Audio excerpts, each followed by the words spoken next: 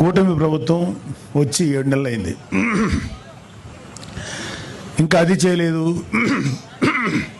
ఇంకా అది చేయలేదు, ఇది చేయలేదు, ఆ స్కీమ్ రాలేదు, ఈ వెల్ఫేర్ స్కీమ్ రాలేదని నోటుకొచ్చినట్లు వాగే వైసీపీ గూండాలకి, కుక్కలకి, వైసీపీ సన్నాసులకి ఒక విషయం చెప్పు.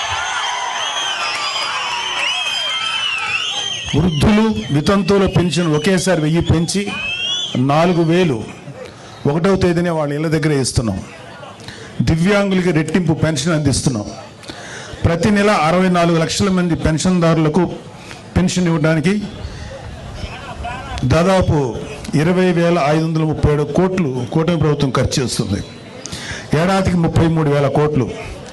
5 ఏళ్లలో 1,60,000 కూటమి ప్రభుత్వం వచ్చి 7 నెలలు అయింది. ఇంకా అది చేయలేదు, ఇంకా అది చేయలేదు, ఇది చేయలేదు, ఆ స్కీమ్ రాలేదు, ఈ వెల్ఫేర్ స్కీమ్ రాలేదని నోటుకొచ్చినట్లు వాగే వైసీపీ గూండాలకి, కుక్కలకి, వైసీపీ సన్నాసులకి ఒక విషయం చెప్పు.